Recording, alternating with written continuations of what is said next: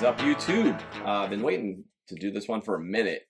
Definitely some requests. So without further ado, we have the Natural Gray Air Jordan 1 by Developer Boring on the left side, and the right, the Retro 85.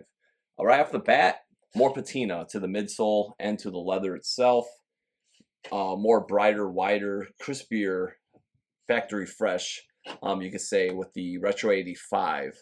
Also, I think the last maybe a little too tight. I don't mind a little curve to a Jordan 1, but these do come up a bit more. And also the toe box it's kind of rounded out where it's nice and flat and sleek on Developer Boring. Leather-wise, definitely got this like coating, this thick polyurethane coating. More, you could feel it. This just feels more raw, a little softer. These break in very, very nice. I do have a used pair of these. I'll drop in. I feel like the toe has flattened out since I had worn them quite a bit. But in the forefoot, like still I feel like some discomfort like within. They have improved the Retro 85 since this release. I believe this was the second colorway to come out. When we get at the tongues, you can kind of see it's got kind of a blue tint. They've also changed this. This was kind of an early thing that they were doing. You can see even the padding underneath. It's kind of bluish.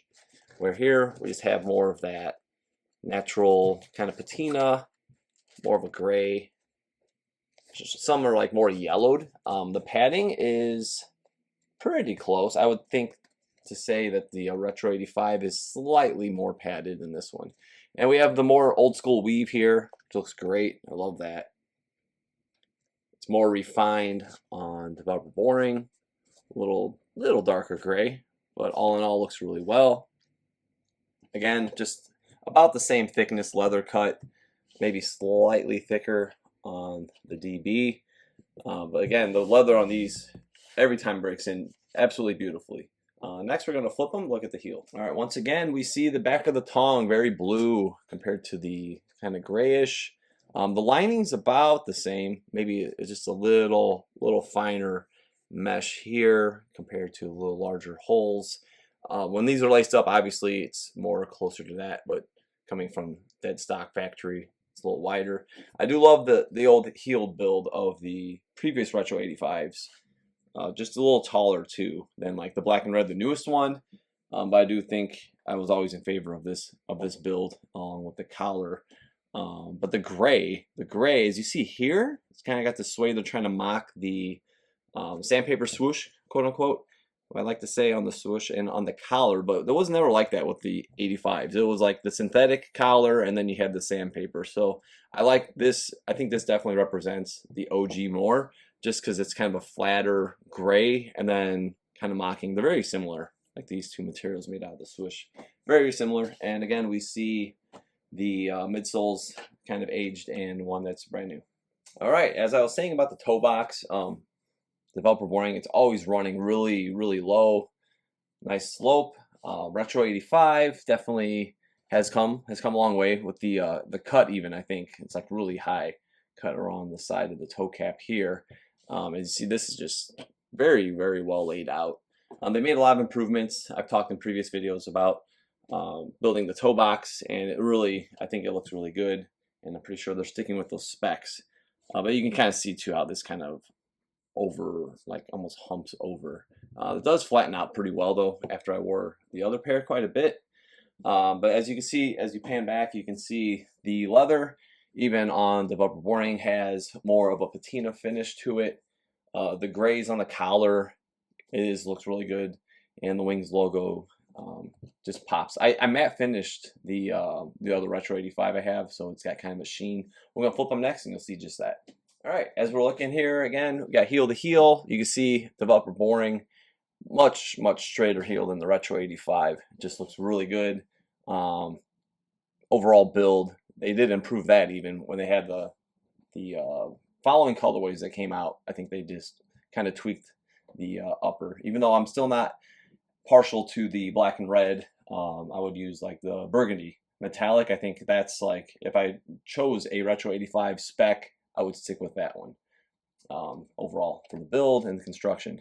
just better leather, definitely better leather. I like to see on the Retro 85. Grays, as we can see closer, I really like this look. It really resembles the OG more. I think the Wings logo, it's not as heavily embossed here. It kind of gets muddy. You can't really see it that well. It's not very clear.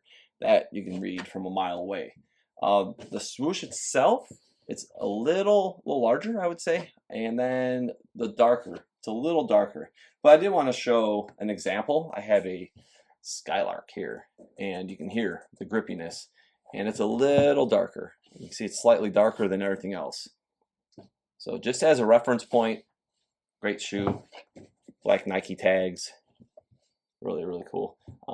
You know, leather, 85, 86, 87, doesn't matter the year. Those 80s, they have superior leather to anything coming out these days. But yeah, that was just a quick drop so you guys can see and hear, because this is more of a suede finish, obviously in both of these examples. But yeah, definitely this overall build slope looks amazing on that Developer Boring. And like I said, these do break in nicely. Cuts have improved, and the toe does flatten out at least. All right, quick look at the outsoles here, and on the Developer Boring, you can kind of see it's a little darker tint, and you can see how flat everything runs. And again, it's got kind of that curve to it, which I don't mind. I think I do prefer like not as flat soles, which is good. But yeah, some of them, they do have more toe curl. I think it comes down to when they put the sneakers in the last. But nothing beyond the flatness to your traditional Air Jordan 1 outsole between the two.